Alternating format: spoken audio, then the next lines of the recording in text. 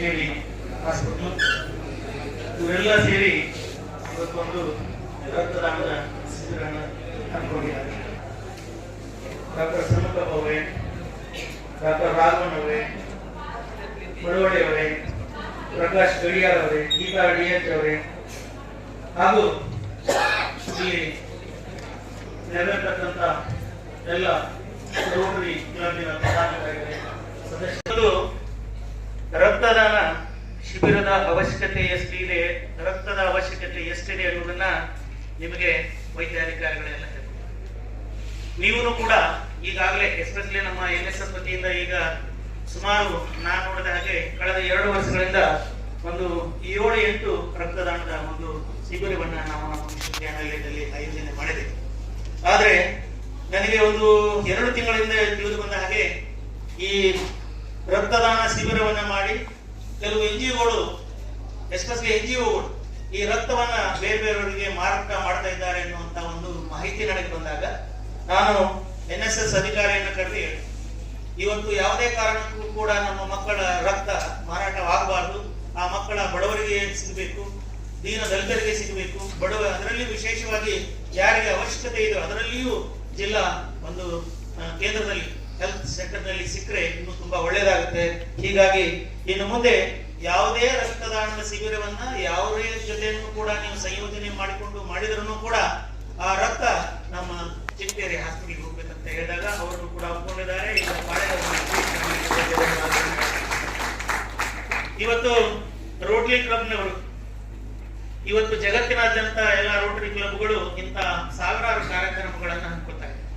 ಅದರಲ್ಲಿಯೂ ನಾನು ನೋಡಿದ ಹಾಗೆ, ನಾನು ನೋಡುತ್ತಿರುವ ಹಾಗೆ ಇರತಕ್ಕಂತ ಎಲ್ಲ ಹಿರಿಯ ಜೀವಿಗಳು, ಯಾಕಂದ್ರೆ ಎಷ್ಟೋ ಜನ ರಿಟೈರ್ಮೆಂಟ್ ಆದ್ಮೇಲೆ ತಮ್ಮ ಮನೆ ಹಿಡ್ಕೊಂಡು ಕೂತ್ಬಿಡ್ತಾರೆ. ಆದ್ರೆ ನಾನು ನೋಡಿದ ಹಾಗೆ ರೋಟರಿಯಲ್ಲಿ ಆ ತರ ಆಗ್ತಾ ಇದೆ. ಇವತ್ತು ರೋಟರಿ ಕ್ಲಬ್ ನಲ್ಲಿ 75 ವರ್ಷದವರು ಇರ್ಬೋದು, 85 ವರ್ಷದವರು ಇರ್ಬೋದು, 90-95 ವರ್ಷದವರೆಗೂ ಕೂಡ ಸೇವೆ ಸಲ್ಲಿಸಿದಂತಹ ಸಾಕಷ್ಟು ನಿದರ್ಶನಗಳಿದೆ. ಆದ್ರೆ ನಾನು ರೋಟರಿ ಅವರಲ್ಲಿ ಒಂದು ವಿನಂತಿ ಮಾಡೋದು ಏನಂತಂದ್ರೆ, ಬರೀ ರಕ್ತದಾನ ಶಿಬಿರದ ಜೊತೆಗೆ ನಮ್ಮ ಮಕ್ಕಳಿಗೆ ಅನುಕೂಲ ಆಗುವಂತ ಒಂದು ಕೆಲವೊಂದು ಇವತ್ತು ಪರ್ಸನಾಲಿಟಿ ಡೆವಲಪ್ಮೆಂಟ್ ಪ್ರೋಗ್ರಾಮ್ ಇರಬಹುದು, ಅಥವಾ ಬೇರೆ ಬೇರೆ ನಿಮ್ಮ ರೋಟರಿ ಕ್ಲಬ್ ನಲ್ಲಿ ಇರ್ತಕ್ಕಂತ ವಿಶೇಷ ತಜ್ಞರು ಇರಬಹುದು. ಅಂತ ವಿಶೇಷ ತಜ್ಞರು ನಮ್ಮ ವಿಶ್ವವಿದ್ಯಾನಿಲಯಕ್ಕೆ ಆಗಮಿಸಿ ನಮ್ಮ ವಿಶ್ವವಿದ್ಯಾನಿಲಯದ ವಿದ್ಯಾರ್ಥಿಗಳಿಗೆ ತಾವೇನಾದ್ರೂ ಮಾಹಿತಿಯನ್ನು ನೀಡಿದರೆ ಇನ್ನು ನಿಮ್ಮ ಒಂದು ಏನು ರೋಟರಿ ಕ್ಲಬ್ನ ಆಕ್ಟಿವಿಟೀಸ್ ಅನ್ನೋದು ಕಾರ್ಯಕ್ರಮಗಳು ಏನದವಲ್ಲ ಅವನ್ನ ಇನ್ನೂ ಎಕ್ಸ್ಪಾಂಡ್ ಮಾಡಿಕೊಳ್ಳಿಕ್ಕೆ ಅನುಕೂಲ ಆಗುತ್ತೆ.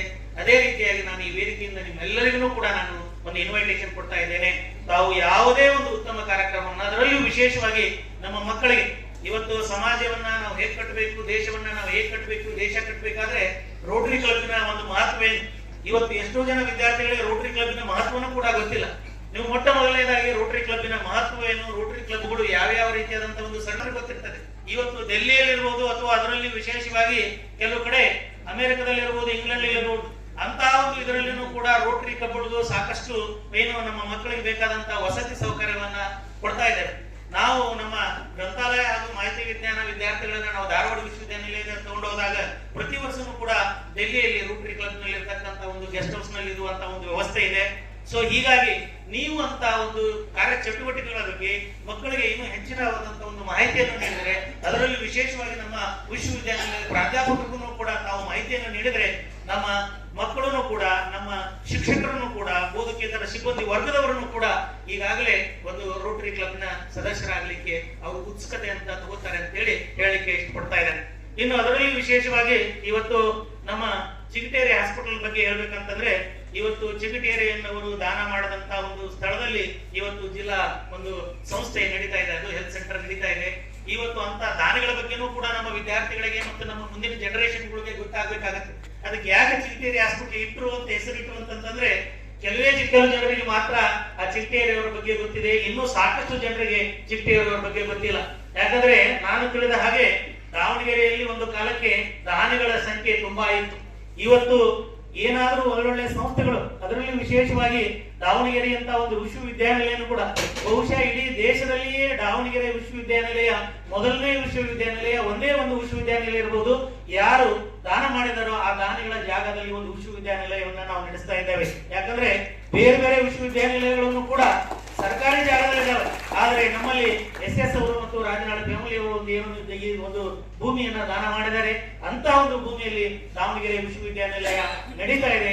ಇಲ್ಲಿನೂ ಕೂಡ ಅಂತ ದಾನಿಗಳ ಸಂಖ್ಯೆ ಜಾಸ್ತಿ ಆಗಲಿ. ಚಿಟ್ಟೇರಿ ಹಾಸ್ಪಿಟಲ್ಗೆ ತಾವೆಲ್ಲರೂ ಕೂಡ ಯಾವ ರೀತಿ ನಾವು ನೆರವನ್ನ ನೀಡಬೇಕು ಆ ರೀತಿ ನೆರವನ್ನ ನೀಡೋಣ.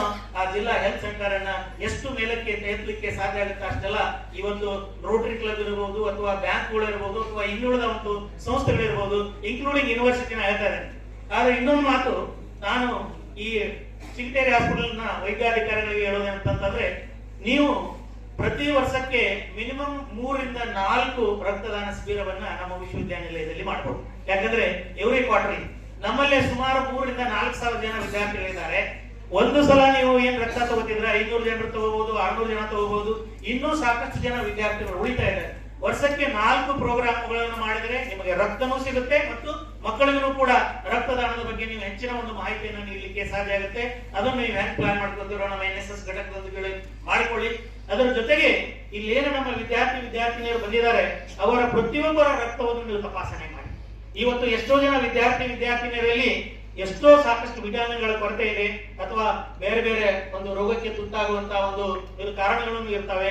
ಅಂತವುಗಳನ್ನೆಲ್ಲ ನೀವು ಈಗ ಒಂದು ಏನು ರಕ್ತವನ್ನು ತೆಗಿತೀರ ಆ ಸಂದರ್ಭದಲ್ಲಿ ನೀವು ಅವ್ರನ್ನ ತಪಾಸಣೆ ಮಾಡಿ ಅವರಿಗೂ ಕೂಡ ಕೊಡಬೇಕಾದಂತ, ಇವತ್ತು ಚಿಟ್ಟೇರಿ ಹಾಸ್ಪಿಟಲ್ ಇರಬಹುದು, ಇವತ್ತು ರೋಟರಿ ಕ್ಲಬ್ ನಿಂದ ಇರಬಹುದು, ಇವತ್ತು ನಮ್ಮ ವಿದ್ಯಾರ್ಥಿಗಳಿಗೆ ಏನಾದರೂ ವಿಟಮಿನ್ಗಳ ಕೊರತೆ ಇದ್ದಲ್ಲಿ ಅಂತ ವಿಟಮಿನ್ಗಳನ್ನು ಕೊಡಿಸುವಂತ ಒಂದು ವ್ಯವಸ್ಥೆಯನ್ನು ನೀವು ಮಾಡ್ಬೇಕಂತ ಹೇಳಿ ನನ್ನನ್ನು ಇಲ್ಲಿ ಕರೆಸಿ ಈ ಒಂದು ರಕ್ತದಾನ ಶಿಬಿರವನ್ನು ಉದ್ಘಾಟನೆ ಮಾಡಲಿಕ್ಕೆ ನನ್ನನ್ನ ಕೇಳಿಕೊಂಡಿದ್ದಕ್ಕಾಗಿ ನಾನು ಇದರಲ್ಲಿ ಭಾಗವಹಿಸಿ ತುಂಬಾ ಸಂತೋಷದಿಂದ ಈ ಒಂದು ಕಾರ್ಯಕ್ರಮವನ್ನು ಉದ್ಘಾಟನೆ ಮಾಡಿದ್ದೇನೆ. ತಮ್ಮೆಲ್ಲರಿಗೂ ಧನ್ಯವಾದಗಳನ್ನು ಅರ್ಪಿಸಿ